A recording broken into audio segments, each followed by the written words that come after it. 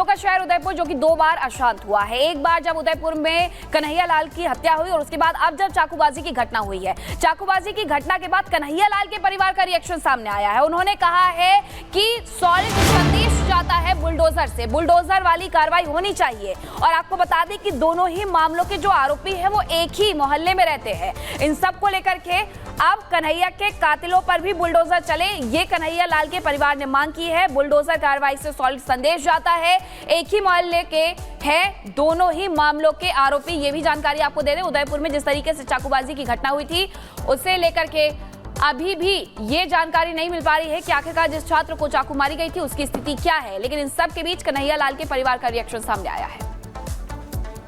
और वैभव का रुख कर लेते हैं उदयपुर से। वैभव इस वक्त हमारे साथ जुड़े हैं।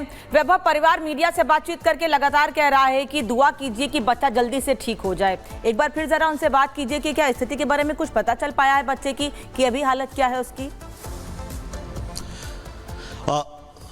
बिल्कुल, देखिए नामिका, उस बच्चे की अगर स्थिति की बात करें तो कल डीएम और डॉक्टर से रिपब्लिक भारत ने बातचीत की थी। उनका यही कहना था कि बच्चे की स्थिति जो है वो स्थिर है, लेकिन अभी भी वो आईसीयू में जिंदगी और मौत से जूझ रहा है। यानी कि कुल मिलाकर बच्चे की स्थिति को लेकर जो है वो स्पष्ट जो चीजें हैं वो खुलकर सामने आ गई हैं।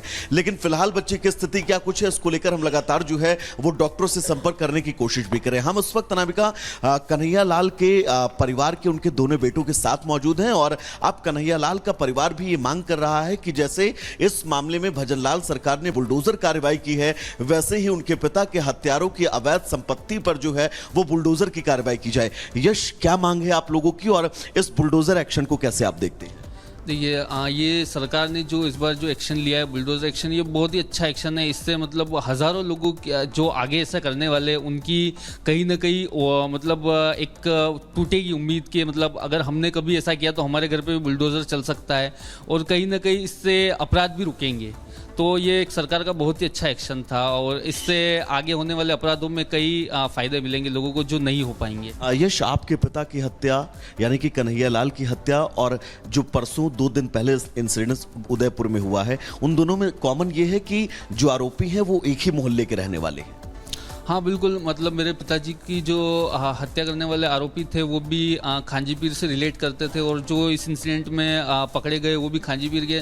तो कहीं ना कहीं मतलब वो दिमाग में चलता ही है कि ये मतलब हर बार उस जगह से ही ये लोग क्यों होते हैं। तरुण, आपको क्या कहना है बुलडोजर एक्शन पर?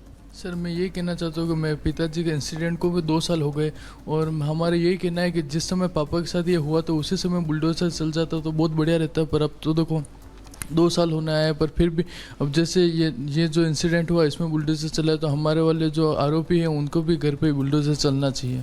यश, उदयपुर में अशांति है, 2 साल में 2 ऐसे इंसिडेंट्स हो जाते हैं जो बड़े सवाल खड़े कर देते हैं कि कैसे कट्टरपंथी जो लोग हैं वो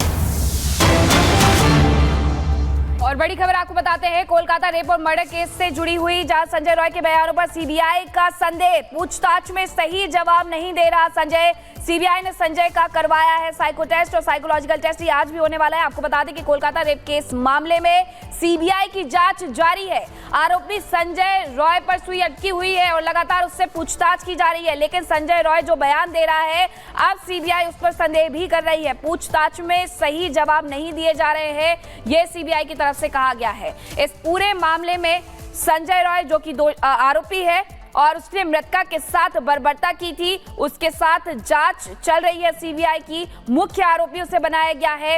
अब संजय रॉय जो बयान दे रहा है, हालांकि उसके बारे में यह बताया जा रहा है कि सीबीआई को उस पर भरोसा नहीं हो रहा है।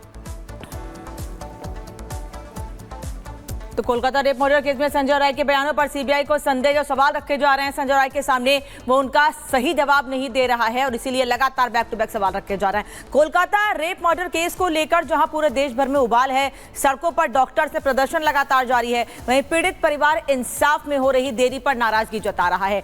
पीड़िता के परिवार ने बंगाल सरकार की कार्यशैली पर सवाल खड़े किए हैं। पीड़ित परिवार बंगाल सरकार, आरजीकर अस्पताल प्रशासन और बंगाल पुलिस की भूमिका को लेकर सवाल खड़े कर रहा है।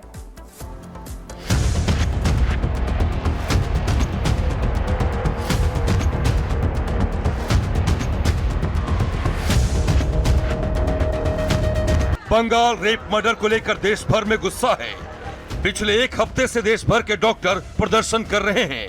डॉक्टर्स की पहली मांग यही है कि लेडी डॉक्टर के साथ हुए गुनाह की पूरी सच्चाई सामने लाई जाए।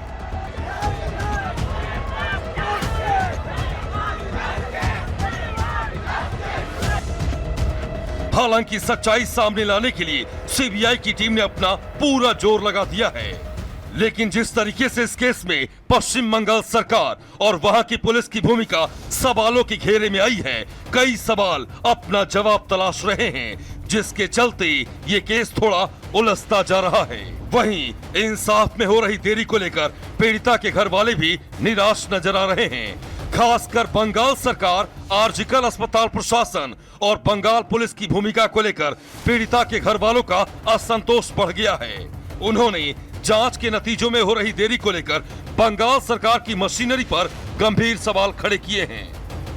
एकदम हम लोग का डिपार्टमेंट का कोई नहीं और कॉलेज का कोई हमारा साथ कोऑपरेट नहीं किया। यही तो दिक्कत है हम लोगों का, जो डिपार्टमेंट पूरा इसलिए इन्वॉल्व है इसमें। बेशक अपनी बेटी को खो चुके पिता की नाराजगी जायज है, वहीं इस मामले को लेकर रविवार को भी सीबीआई की टीम पूरे एक्शन मोड में नजर आई। सीबीआई की टीम ने रविवार को आरोपी संजय रॉय की मनोस्थिति समझने के लिए उसका साइकोलॉजिकल टेस्ट किया और ये जानने समझने की कोशिश करती रही कि आरोपी ने जिस तरह से इस अपराध को अंजाम दिया, उसे लेकर उसकी मानसिकता क्या है और इस वक्त उसके दिमाग में क्या चल रहा है। इतना ही नहीं, सीबीआई की टीम ने रविवार को आरजीकर मेडिकल कॉलेज और अस्पताल के इमरजेंसी वार्ड की 3D लेजर मैपिंग भी की, ताकि इसके जरिए इकट्ठा किए गए सबूतों की कड़ियों को जोड़ा जा सके। आप सोच रहे होंगे कि आखिर सीबीआई की टीम को 3D तकनीक के जरिए आखिर यहाँ से क्या हासिल हुआ होगा। तो आपको बता दें, दरअसल सीबीआई इस केस में हर छोटी से छोटी चीजों की तलाश में जुटी है, ताकि सारे सुरागों की कड़ियों को जोड़कर सच्चाई सामने लाई जा सके। इसलिए सीएफएसएल की टीम ने 3D मैपिंग के जरिए इमरजेंसी वार्ड के हर कोने को कैप्चर किया। दीवार से दीवार तक की 360 डिग्री की तस्वीरें ली गई। दीवार से कमरे में मौजूद किस चीज की कितनी दूरी है, ये कैप्चर किया गया। कैमरे के फोटोग्रामेटिक एनालिसिस के लिए खास जगहों को कैप्चर किया। आपकी जानकारी के लिए बता दें कि इस खास तकनीक के जरिए 3D मैपिंग तकनीक और इसमें इस्तेमाल होने वाला कैमरा इतना पावरफुल होता है कि अगर खून का एक छोटा सा छींटा भी अगर कमरे में मौजूद हुआ तो उसे कैप्चर किया जा सकता है। अब सवाल है कि सीबीआई की टीम इस मामले में 3D तकनीक का सहारा क्यों ले रही है। तो आपको बता दें कि दरअसल कोलकाता के आरजीकर मेडिकल कॉलेज के जिस कमरे में लेडी डॉक्टर के साथ बर्बरता की गई, बीते रविवार को हॉस्पिटल के उसी इमरजेंसी वार्ड में आधी रात को भीड़ ने जमकर तोड़फोड़ की थी। लिहाजा सीबीआई ये मानकर चल रही है कि यहाँ सबूत मिटाने की कोशिश की गई है।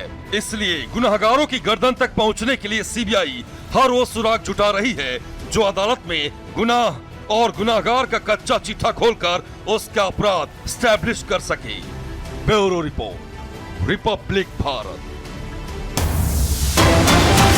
एक और बड़ी खबर आपको बता देते हैं, जहां पूर्व प्रिंसिपल से 40 घंटे से सीबीआई की पूछताछ, पूर्व प्रिंसिपल के जवाबों से भी संतुष्ट नहीं है सीबीआई की टीम। ये बड़ी जानकारी आपको बता रहे हैं, जहां पर अभी भी पूर्व प्रिंसिपल से पूछताछ चल रही है 3 दिन से और 40 घंटे हो चुके हैं पूछताछ को, लेकिन सीबीआई को अभी उनके जवाबों पर भरोसा नहीं है। और जतिन इस वक्त हमारे साथ जुड़े हुए हैं। जतिन, एक तरफ संजय रॉय से पूछताछ की जा रही है, जवाबों पर संदेह है, वहीं ये जानकारी भी मिल रही है कि संदीप घोष आरजीकर के पूर्व प्रिंसिपल वो सवालों के जवाब नहीं दे रहे हैं, लेकिन उलझते जा रहे हैं सवालों में सीबीआई के। क्या अपडेट है? और जी बिल्कुल, देखिए संदीप घोष से लगातार सीबीआई हेडक्वार्टर है, वहां पे पूछताछ जो है वो चल रही है। कल भी पूछताछ की गई, देर रात 1 बजे तक उनसे पूछताछ का जो दौर है वो चलता रहा, जिसके बाद उन्हें घर भेजा गया और सुबह 10:30 बजे एक बार फिर से वो इसी सीबीआई हेडक्वार्टर में पहुंचे और यहाँ पर पूछताछ की गई है। बीते 3 दिनों में 40 घंटे पूछताछ होना, उनके फोन, उनका कॉल डिटेल, उनकी डाटा को सीबीआई जो है वो खंगाल रही है। ये भी चेक कर रही है कि घटना वाले दिन यानी कि 8, 9,